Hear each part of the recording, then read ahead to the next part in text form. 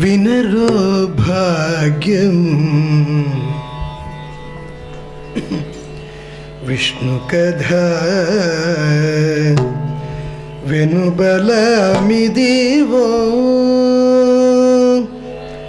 విష్ణు కథ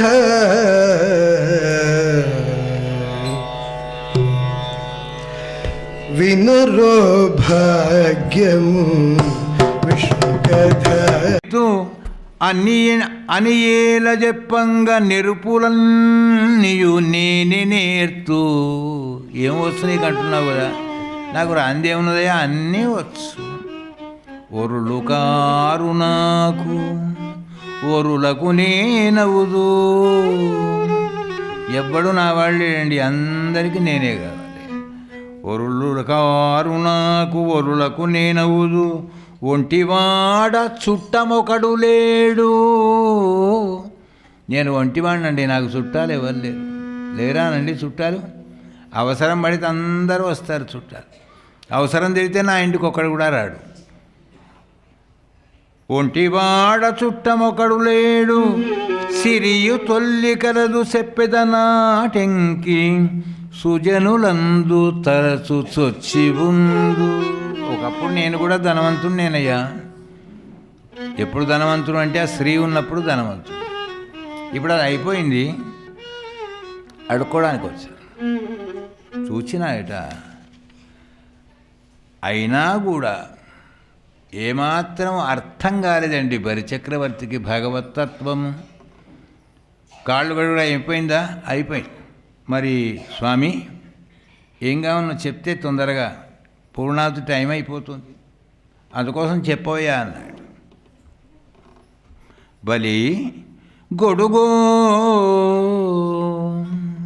నాకు ఉపనయనం అయింది. ఒకళ్ళు గొడుగునిచ్చారు. గొడుగో జన్నిదమాక మండలవులో నాకు ముంజియో దండమో. నేనెవరయ్యా? బ్రహ్మచారిని. వడుగెక్కడ, భూములు ఎక్కడ? నువ్వు భూములు ఇస్తా అన్నావు, జాగలు ఇస్తా అన్నావు, తోటలు ఇస్తా అన్నావు, గోవులు ఇస్తా అన్నావు, రథాలు ఇస్తా అన్నావు, బంగారం ఇస్తా అన్నావు. ఇవన్నీ నాకెందుకు? వడుగెక్కడ, భూములెక్కడ, కరులు వామాక్షుల స్వెంబులెక్కడ? అమ్మాయిల్ని ఇస్తా ఉన్నావు, నాకెందుకు అయ్యేవాళ్ళు? వామాక్షుల స్వంబులెక్కడ, నిత్యోతిత కర్మమెక్కడ, మదాకాంక్షామితం పైన. నా కోరిక ఉందయ్యా, నేను జపం చేసుకుందామంటే నా స్వంత జాగ లేకుండా అయిపోయింది. ఏమండి, జపం చేసుకుందామంటే స్వంత జాగ లేదు. ఇక్కడ కూర్చుంటే అక్కడికి పోయి కూర్చోమంటున్నారు, అక్కడ కూర్చుంటే గట్టుపోవయ్యా అంటున్నారు. నా స్వంత జాగా ఉంటే నాదే కదా జాగా అని కూర్చోవచ్చు. కానీ లేదు కనుక మరి నీకు ఎంత జాగా కావాలంటావేమో. ఏ మనిషికైనా కూడా నిలబడితే 2 అడుగుల జాగా చాలు, కూర్చుంటే 3 అడుగుల జాగా చాలు, పడుకుంటే 6 అడుగుల జాగా చాలు. అందుకోసం నాకు నిత్యోతిత కర్మమెక్కడ, మదాకాంక్షామితం పైన. నా కోరిక ఏమిటంటే 3 అడుగులు మేరయ త్రోవకిచ్చుట, అది బ్రహ్మాండంబు నా పాలిటి. 3 అడుగుల నేల ఇస్తేవా నిన్నెప్పటికీ కూడా మర్చిపోకుండా జాగ్రత్త కూర్చొని నీకోసమే జపం చేస్తానట. ఎంత అవమానం స్వామి! బలిచక్రవర్తి అట, అంత వాడట, బ్రహ్మచారి అడిగితే 3 అడుగుల నేల ఇచ్చిండట అనే అపకీర్తి నాకు రాదా? నీకు ఎన్ని ఎకరాలు కావాలో చెప్పు అని. జరగండి జరగండి జరగండి నూకు వేసుకుంటూ వస్తున్నాడట. ఎవరు? శుక్రాచార్యుడు. సంకల్పం అయిపోయింది. అప్పుడు ఇక చేతుల్లో నీళ్లు పోసులే మిగిలింది, పాద పూజ అయిపోయింది. సరే, ఆ అడిగినా కనుక తులసిలను చేతిలో పెట్టాడు. వచ్చాటైనే, ఏరా మీరందరూ కూడా మీ పనులు వదిలిపెట్టి ఎందుకు వచ్చారు ఇక్కడికి? అగో గాయనని చూడడానికి వచ్చామండి. ఎవరాయనే? చూశాడు. అమ్మ బాబోయ్, ఈయననా వచ్చింది అనుకున్నాయట. బలిచక్రవర్తి ఈ పిల్లవాడు వచ్చి ఎంతసేపు అయింది? చాలాసేపు అయిందండి. ఆయనకు పాదపూజ కూడా చేసాము, పారాణి దిద్దాము, పూలమాల మెడలో వేసాము, ఇంకా సంకల్పం చేశాను. ఆయన ఏమడిగాడు? 3 అడుగుల నేలయుతోవ కిచ్చుట మదాకాంక్షామితంబైన 3 అడుగుల్ మేరయ త్రువకిచ్చుటది బ్రహ్మాండంబున పాలికిన్. 3 అడుగులు అంటే నీయా? ఆయన ఎట్లా కొలుసుకుంటా అన్నాడు. అవి ఏమీ అనుకోలేదండి. పిచ్చివాడా, ఎంత పని చేసావు, ఒప్పుకున్నావా? ఒప్పుకున్నానండి. ఇస్తా అన్నావా? ఇస్తా అన్నానండి. ఇలా రా ఒకసారి, ఈ పక్కకు రా. అతడు ఎవరనుకుంటున్నావు? బ్రాహ్మణ పిల్లవాడు. బ్రాహ్మణ పిల్లవాడు కాదురా, ధనుజేంద్రయీతడు ధరణీసురుడు కాదు. ధనుజేంద్రయీతడు ధరణీసురుడు కాదు. దేవకార్యంబు సాధించు కొరకు దేవతల పక్షాల వచ్చాడయా, వాళ్ళ కార్యాన్ని సాధించి పెట్టడానికి వచ్చాడు ఇతడు. దేవకార్యంబు సాధించు కొరకు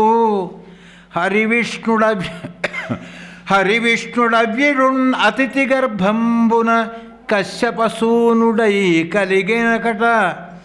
ఎరుగ వీతని కోరిక. ఇస్తానన్నావు కానీ ఇతని కోరిక ఏమిటో తెలుసునా? ఎరుగవి ఇతని కోరిక ఇచ్చేదనంటివి. దైత్య సంతతికి ఉపద్రవము వచ్చు.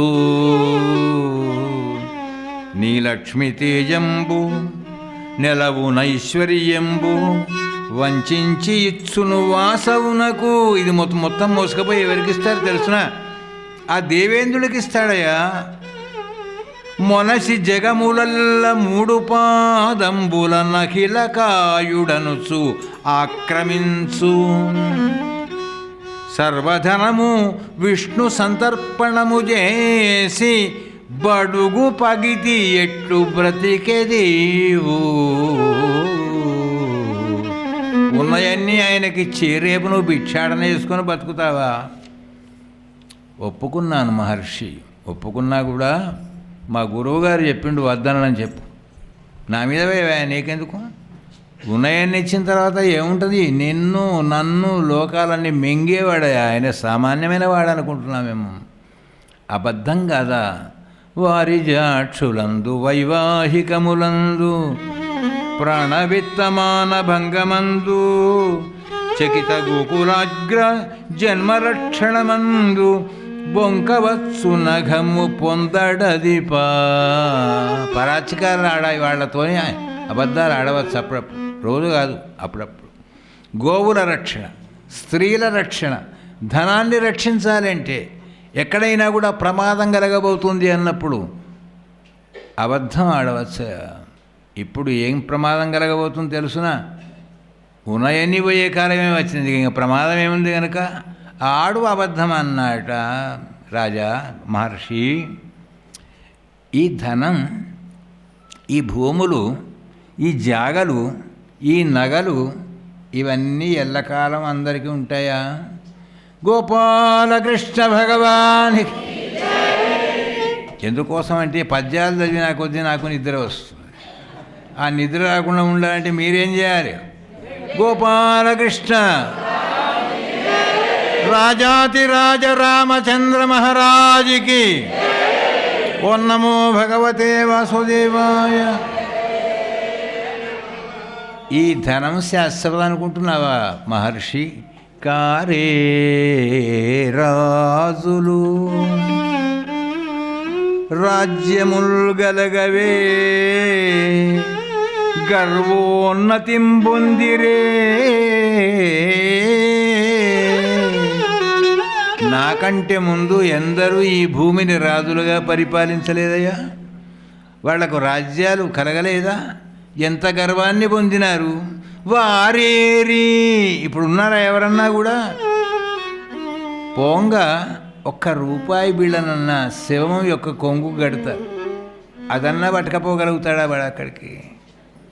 వారేరి సిరిమూట గట్టుకొని పోవంజాలిరే. భూమిపై పేరైనన్ గలదే శిభై ప్రముఖులు ప్రీతిన్ యశక్కాములై ఈరే కోర్కులు వారల్మరచిరే ఇక్కాలమున్ భార్గవా. మంచి వాళ్ళనందరినీ జ్ఞాపకం పెట్టుకుంటారు.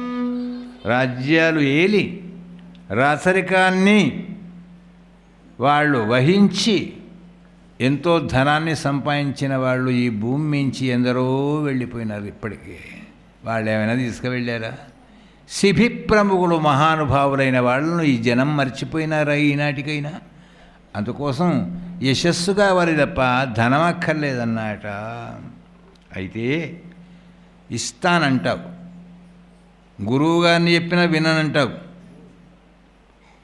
గురుదేవా నీకు నమస్కారం చేస్తా, పాదాలు కడుగుతా, కానీ ఒకసారి నోరు జారిన తర్వాత మళ్ళీ వెనక్కి తీసుకోవడం అనేటువంటిది మాత్రం నాకు లేదా అన్నాడు. నిరయంబైన నిబంధమైన ధరణి నిర్మూలంబైన దుర్మరణంబైన కులాంతమైన నిజమును రానిమ్ము కానిమ్ము పో. హరుడైనన్ హరి అయిన నీరజ భవుండభ్యాకుతుండైన నవు తిరుగన్ నేరదు నాదు జిహ్వ వినుమా. ధీవర్య వేయేటికిన్ హరే రాని, హరుడే రాని, నారాయణుడే రాని, బ్రహ్మనే రాని, భూమి తలకిందులు గాని, నాకు దుర్మరణమే రాని, నా కులమే అంతమైపోనిగాక. తిరుగన్నేరదు నాదు జిహ్వ. మళ్ళీ వెనక్కి తీసుకునే అవకాశం అలవాటు నాకు లేదు.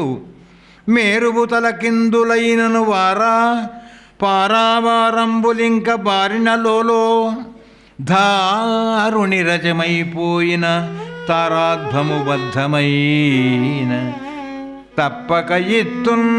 నీ కర్మ ఇన్ని తేళ్ళ చెప్పినా వినడం లేదే, అయిపోయింది. కనీసం చెప్తే వినేట్టుగా లేడు అనుకున్నాడు. బలిచక్రవర్తి, మీకు పూర్ణావతి సమయం అవుతుందేమో, మరి నన్ను పంపించవా, నాకు మాధ్యానిక సంధ్యావందన సమయం అవుతున్నది అన్నట. ఎవరు వామనుడు? అయ్యయ్యో స్వామి 2 నిమిషాలు అయిపోయి కమలాలను తీసుకున్నాట. శ్రీకృష్ణ ప్రతిగృహ్ణాతు శ్రీకృష్ణో వైపదాచత కృష్ణస్య స్తరకోతాభ్యాం కృష్ణాయ తస్మై నమః. త్రిపద ప్రమాణ పృథివీదానమహం కరిష్యే. త్రిపదం అన్నాడు. ఏ త్రిపదం అది? మన త్రిపదాల. నీళ్లు పోద్దామంటే బలిచక్రవర్తి కమండలం నిండా నీళ్లున్నాయి, ఒక్క చుక్క కింద పడడం లేదేమిటి? బహుశా ఏదో తట్టుకొని ఉంటుంది అందులో అన్నట. ముంజి నుంచి దర్భ తీశాడు, ఒక్క పోటు పొడిచాట. ఏమైపోయింది అంటే, తాను పెట్టక ఉన్న తగవు బుట్టదు కానీ ఒరులు పెట్టక దూచి ఓర్వలేరు. కొంతమంది ఉంటారు. 100 రూపాయలు ఇద్దాం, ఎందుకు ఆయనకు 50 ఇస్తే చాలు. నీ సొమ్మేం పోయింది, వాడిస్తా అంటే పొడిస్తే ఏమైపోయింది? పాపం ఆ శుక్రాచార్యుడే అడ్డం కూర్చున్నాడు. పైపు పొడిస్తే ఆయనత కుడి కన్ను స్వాహా అయిపోయిందట. నీళ్లు పడ్డాయట. ఇంతింతై వటుడింతయై మరుయుతానింతైన భోవీధిపైనంతై తోయజమండలాభ్యమున కల్లంతై ప్రభారాశిపైనంతై చంద్రునికంతయై ధ్రువునిపైనంతై మహర్వాటిపైనంతై సత్యపదోన్నతుండగుతు బ్రహ్మాండాంత సంవర్ధియై రవిబింబం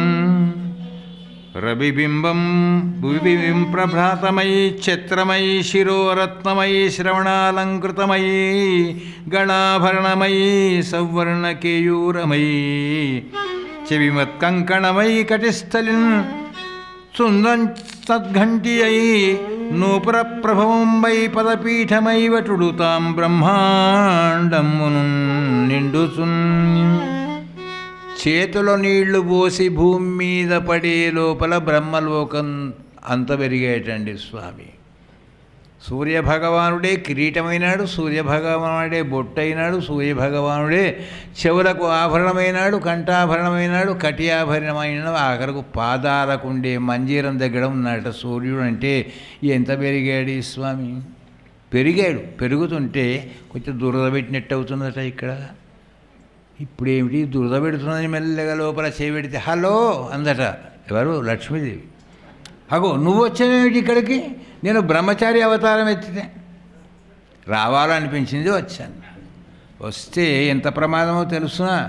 వాణి యొక్క ఐశ్వర్యం అంతా హరించాలని నేను వచ్చాను. ఒకవేళ నువ్వు చూస్తివా అతన్ని, లక్ష్మీ కటాక్షం పడ్డ తర్వాత ఇక ఏముంటుంది కనుక నేను తీసుకోవడం నువ్వు ఇవ్వడం, నేను తీసుకోవడం నువ్వు ఇవ్వడం. అందుకు రాలేదు స్వామి. మా ఆడవాళ్లతో కూడా మీకు అప్పుడప్పుడు పని పడుతుంటుంది, అందుకు వచ్చాను. ఏమిటి ఈ అవతారంలో ఎవరన్నా చూస్తే నవ్వరా అన్నట. నవ్వుకో, నాకేం, నేను జింక చర్మం చాటుకే ఉంటాను, ఇక్కడ పైకి రాను. ఏం చేస్తావు అంటే, నేను ఎందుకు వచ్చానో తెలుసునా? ప్రపంచంలో అందరికీ నువ్వే కదా ఇచ్చేవాడివి, నువ్వు అడుక్కోంగా ఎట్లా ఉంటావో చూద్దామని వచ్చాను, అందుకోసం వచ్చాను అన్నదట.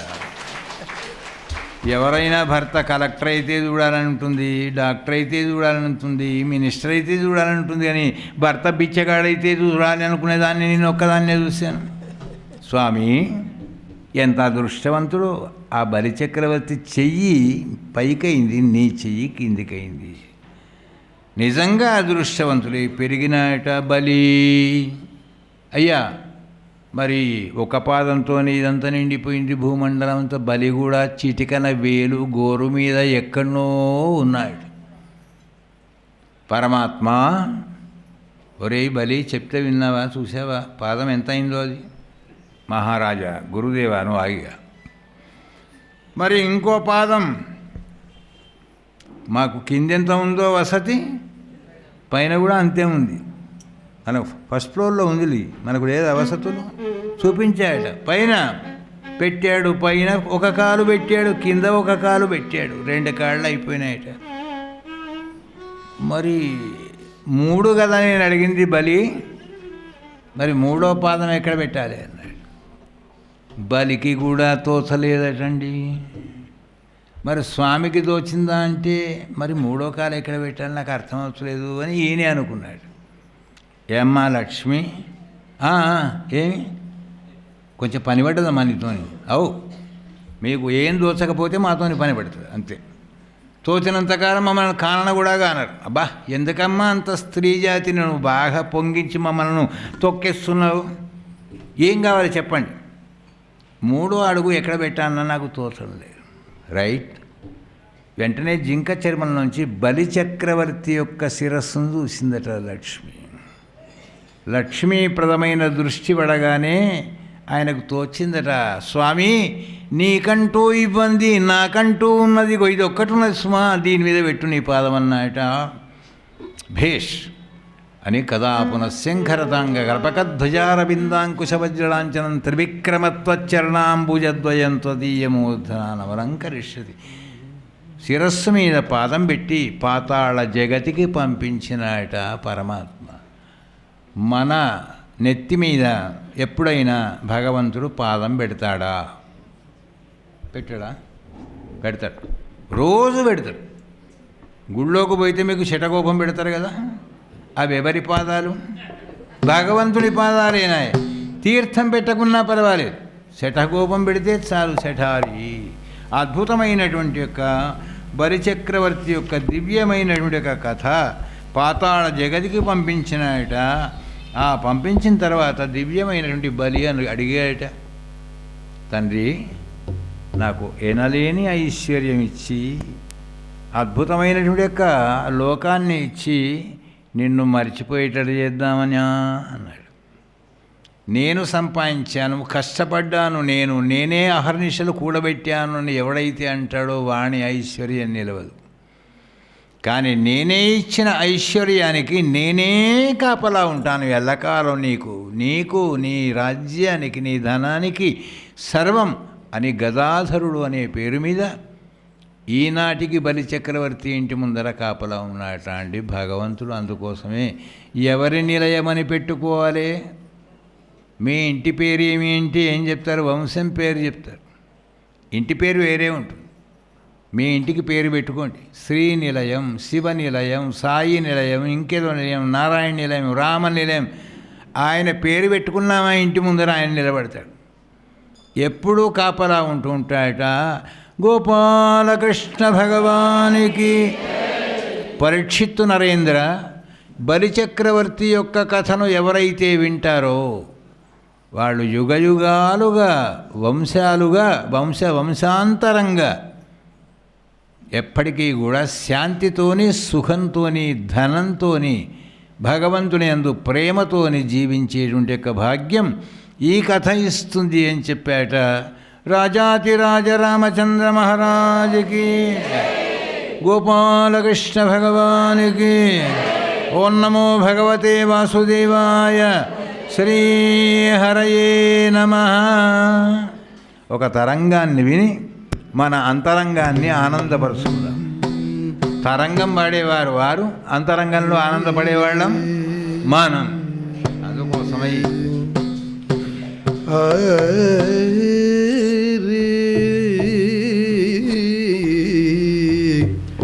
బలిచక్రవర్తి వామనావతారం వచ్చింది కాబట్టి పదకవితా పితామహుడు అన్నమాచార్యులు వారు ప్రత్యేకంగా ఈ వామనావతారాన్ని దృష్టిలో పెట్టుకుని స్వామి ఆకాశం వైపు అలాగా పాదాలు వెళుతూ ఉంటే మళ్ళా ఎప్పుడు అవకాశం దొరుకుతుందో అన్నట్టుగా బ్రహ్మాది దేవతలందరూ కూడా ఆయన పాదాలకు అడిగారట. దాన్ని ఎంతో చక్కగా వర్ణించాడు అన్నమాచార్యులు వారు. మనం విందాం. చలగి వసుధ కొలచిన నీ పాదము, చలగి వసుధ కొలచిన నీ పాదము, బలితల మోపిన పాదము, చలగి వసుధ కొలచిన నీ పాదము, బలితల మోపిన పాదము, తలక గగనము తల్లిన పాదము, తలక గగనము తల్లిన పాదము, బలరిపుగాచిన పాదము, బ్రహ్మ కడిగిన పాదము,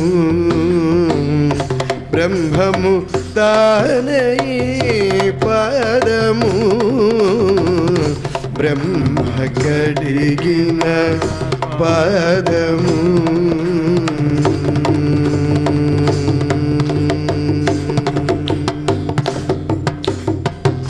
కామిని పాపము కడిగిన పాదము, కామిని పాపము కడిగిన పాదము, పాము తల నీడిన పాదము, కామిని పాపము కడిగిన పాదము, పాము తల నీడిన పాదము, ప్రేమతో శ్రీ సతి పిసికెడి పాదము, ప్రేమతో శ్రీ సతి పిసికెడి పాదము, పామిడి తూరగపు పాదము, బ్రహ్మ కడిగిన పాదము, పరమయోగులకు పరిపరి విధముల, పరమయోగులకు పరిపరి విధముల, వరమొసగెడి నీ పాదము, పరమయోగులకు పరిపరి విధముల, వరమొసగెడి నీ పాదము, తిరువెంకటగిరి,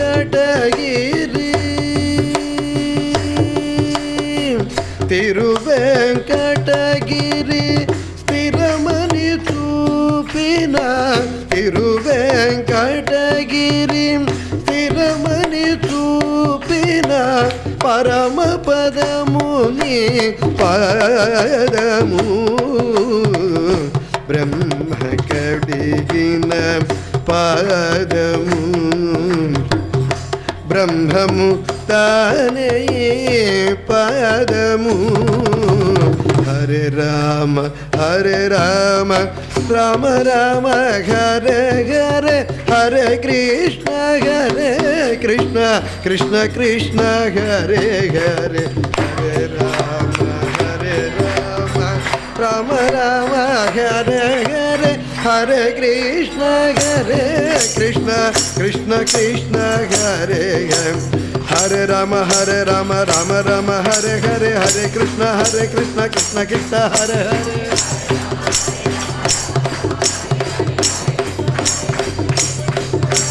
హరే రామ రామ రామ హరే హరే హరే కృష్ణ కృష్ణ కృష్ణ హరే హరే.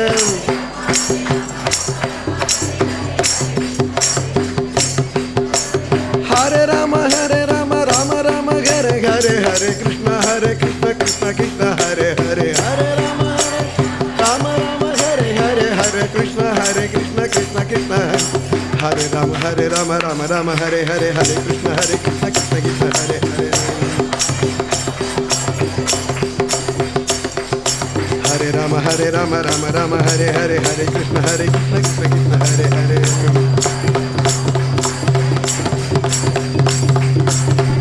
బ్రహ్మ కడిగిన పాదము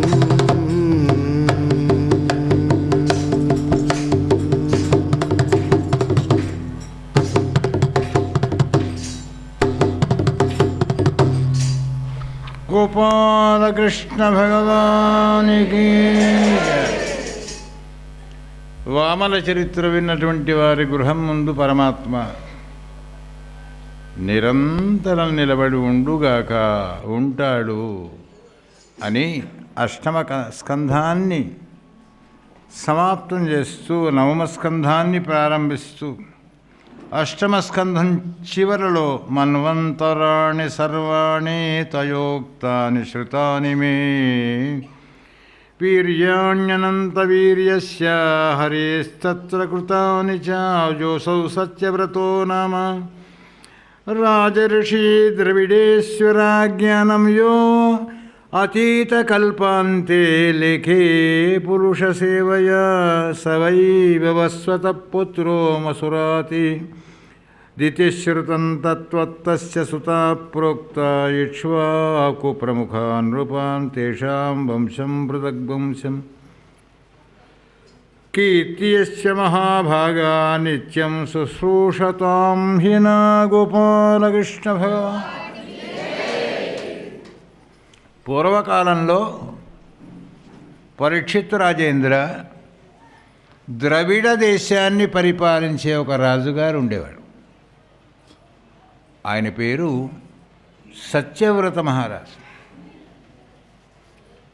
పేరుకు తగ్గట్టుగా ఉండేవాడండి. సత్యవ్రతం అంటే మాట్లాడే మాటలు ఒక్కటి కూడా అబద్ధం కలలో కూడా లేనివాడు సత్యవ్రతం.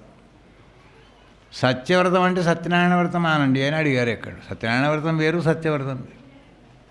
సత్యవ్రతం అంటే మనకు చెప్తూ ఉంటారు, సత్యం కోసం ఒక మహారాజు గారు హరిశ్చంద్ర భూపతి భార్య పిల్లల్ని రాజ్యాన్ని సమస్తాన్ని కూడా త్యజించి పారేశాడు.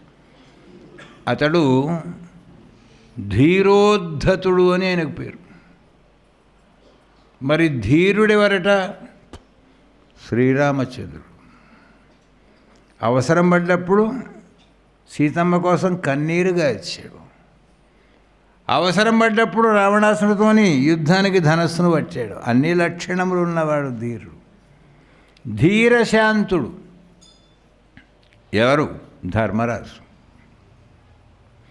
కోపమే రాదు. వచ్చిందా మనిషి భయపడండి, ప్రపంచమే కదా వాడికి ఆయన కోపానికి. అందుకోసమే మరి ధీర లలితుడు ఎవరు అంటే ఈయన. తన చేతికి ఏమీ అంటకుండా అన్నీ చేస్తూ ఉంటాడు. అటువంటి వాడు ఈ సత్యవ్రత మహారాజు గారు మధ్యాహ్నం పూట ఒకనాడు అక్కడ ఉండేటువంటి యొక్క దివ్యమైనటువంటి యొక్క నదికి వెళ్ళాట. క్రతమాల అనే నది. సంధ్యావందనం చేసుకున్నాడు. సూర్యభగవానుడికి అర్ఘ్యప్రదానం చేద్దామని దోసిట్లో నీళ్ళు తీసుకున్నాడు. అందులో ఒక చిన్న చేప పిల్ల వచ్చిందటండి. హరిరే, సూర్యభగవానుడికి అర్ఘ్యం ఇచ్చే దోసిట్లో చేప పిల్ల వచ్చింది, ఎంత ఉంది అంటే అది ఎర్రజీవంత ఉంది, అపచారం అవుతుందేమో అని మళ్ళీ నీళ్లు నదిలో పారబోయబోతే ఆ చేప అందట, మహారాజా నీకు దయలేదా, దాన్ని నీళ్ళలో పడేస్తే మళ్ళీ పెద్ద చేపను తినదా